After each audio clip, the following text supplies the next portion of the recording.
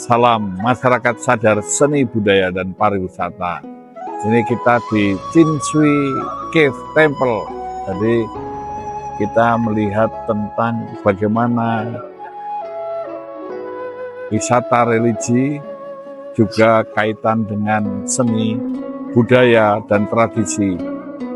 Nah, konteks ini akan nanti kita lihat ada banyak hal, ada banyak sesuatu yang menunjukkan seni, budaya, tradisi, dan religi ini menjadi suatu kesatuan yang mendukung juga bagian untuk pariwisata. Kita nanti melihat patung-patung, ukiran, tata ruang, tata letak, dan alam lingkungan yang juga terus memberi suatu dukungan untuk keindahan, kenyamanan, dan ini asri serta ngangen.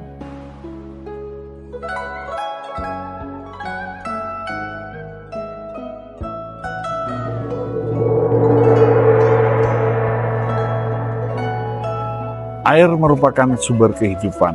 Ini menunjukkan bahwa air menjadi lambang bagaimana kita bisa hidup, tumbuh, dan berkembang. Kehidupan selalu membutuhkan air, karena air menjadi simbol bahwa ada hidup dan kehidupan. Maka kita rawat air supaya air ini bisa terus menghidupi dari generasi ke generasi. Nah, ini juga ada menjadi berkat, dan semua ini membangun semakin manusiawinya manusia.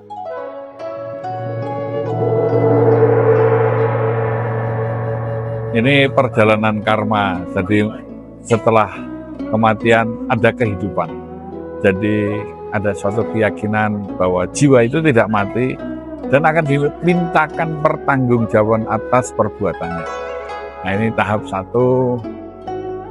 Ini yang kedua, kita melihat bahwa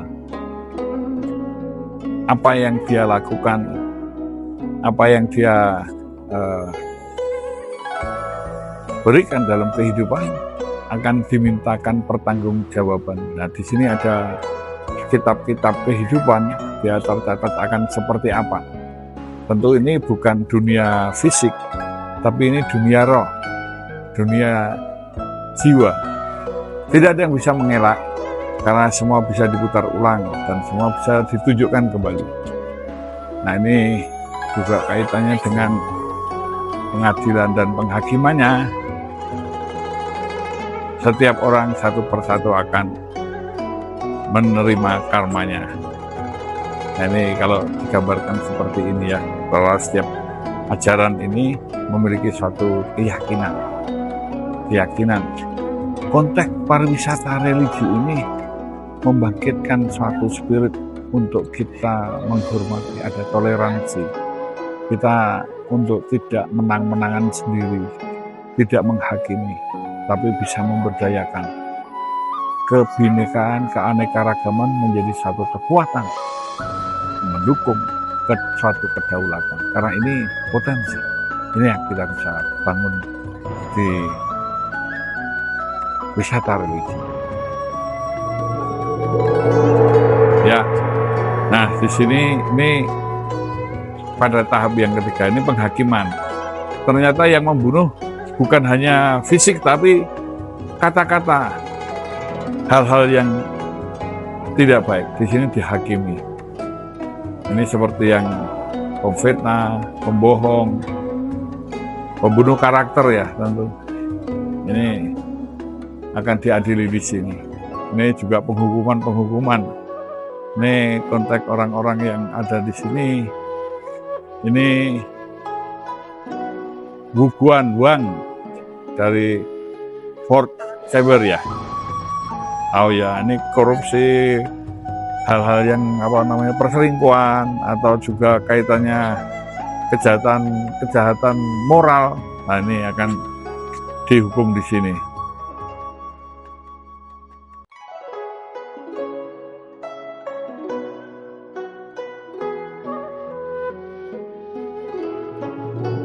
Ini Yan Ludianzi, nah ini Fifth Hell. Ini mengontrol untuk menghakimi dosa-dosa berat ini akan dihadiri dari kami pada yang kelima ini.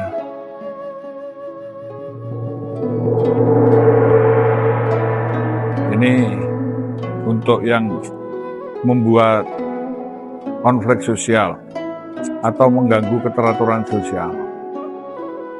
Banyak hal yang ini dia juga akan ada yang digergaji kepalanya, ada yang dilakukan seperti ini ya. Ini semua bentuk pengadilan atas karma. Nah, ini akan dimasukkan dalam bara api. Ini penghukuman kepada orang-orang yang menista agama, menghujat agama. Nah, ini akan diadili semua ya. Nah,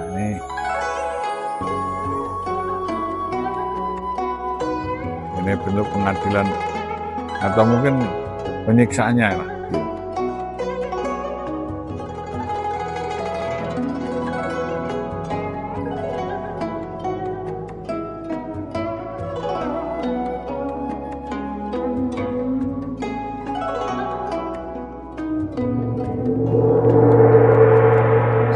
Ini kaitannya ada kesetaraan. Jadi penghukuman atas karma itu tidak memandang status sosial.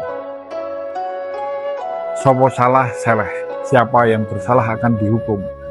Dengan konteks apa adalah sesuai dengan karmanya. Inilah maka perlu ajaran untuk bertobat, berdoa, untuk adanya keteraturan sosial, kemanusiaan, peradaban. Ini suatu hal yang selain untuk religi, ini juga edukasi yang menjelaskan bagaimana proses-proses keyakinan ini diterapkan. Dari tahap pertama tadi memang ada pengadilan untuk menentukan mana yang bisa diampuni, mana yang bisa reinkarnasi, mana yang masuk ke surga dan lain sebagainya. Nah, di sini menghadap Buddha. Ini Buddha siapa namanya? Ciltigalba. Ya, Ciltigalba nanti akan menentukan akan kemana.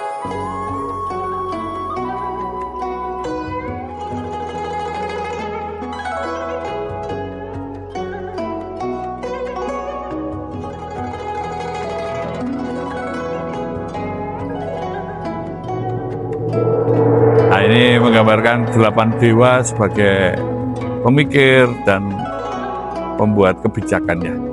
Jadi kita harus mengingat hal yang positif, yang baik.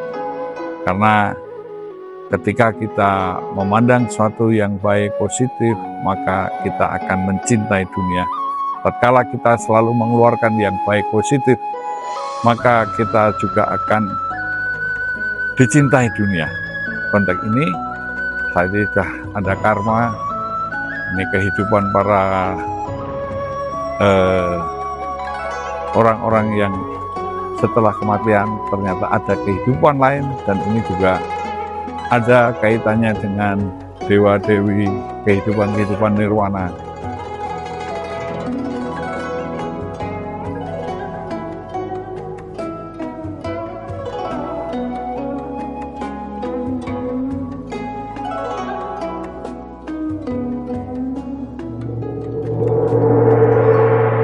Pada konteks ini penentuan terakhir setelah mengalami penghukuman di sini tentukan apakah bisa reinkarnasi atau hidup kembali atau tidak. Nah, di sini tentu ada suatu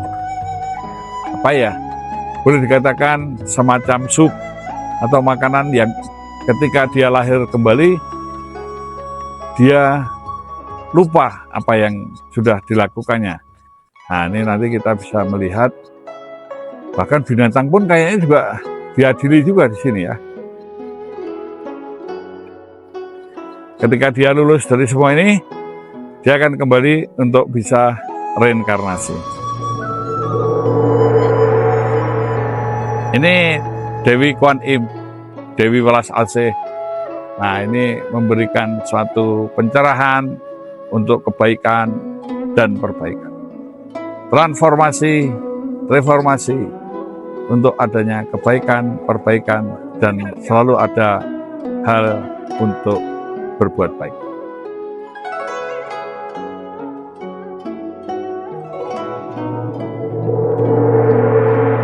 Nah, ini kelompok orang-orang sucinya ya. Ini ada timing Tiger Lohan. Nah, ini dengan apa ya, precious ring untuk memiliki magical power. Ini naik macan, naik harimau. Ini timing Dragon Lohan. Ini mempunyai di dalam tangannya spiritual dan juga ada pearl. Ini kalau kita melihat itu suatu mutiara. Nah, ini juga kaitannya Dorman Lohan. Ini memiliki kemampuan dan kebijaksanaan yang luar biasa. Jadi ini memang patung batu-batu yang menggambarkan orang-orang sucinya ini yang memiliki long eyebrow, ini memiliki alis panjang. Nah, ini digambarkan di sini. Dan ini juga Lantern Lohan. Ini pertapa juga orang-orang yang memiliki kualitas kesucian tinggi. Ini salah satu ya tentu menjadi murid-murid Buddha ya. Dan ini memiliki pendengaran yang luar biasa, kedepannya juga sangat mengagumkan ya. Ini memiliki pemikiran, the thinker. Jadi semua kemampuan-kemampuan spiritual inderanya ini menjadi bagian. Nah, ini untuk right hand ini menjadi penting untuk bisa dipelajari ya. Ini spiritual dan tentu wisata religi ini sangat menarik banyak hal. Nah, ini selain dari yang tradisi, ini juga ada yang pakai teknologi ya. Ini bola dunia dalam teratai. Teratai ini simbol keindahan dan juga kekuatan. Walaupun dalam kondisi kotor, kumuh, hal yang tidak bagus, tapi di sini memberi kekuatan bagaimana harmoni. Dia tidak terkena pengaruh lain. Kita kaitkan dengan patung Buddha yang besar ini ya. Nah, ini juga ada harmoni dengan alam, lingkungannya. Karena mau tidak mau semua saling terkait. Ini Buddha Maitreya dan banyak hal. Ini masyarakat sadar seni budaya dan pariwisata juga merawat lingkungan, merawat alam, membuat patriotisme, membuat cinta bangsa dan juga tanah air. Kita semua harus sadar bahwa Indonesia luar biasa dan kita harus membangun menjadi superpower pariwisata karena kita memiliki modal yang superpower seni budaya.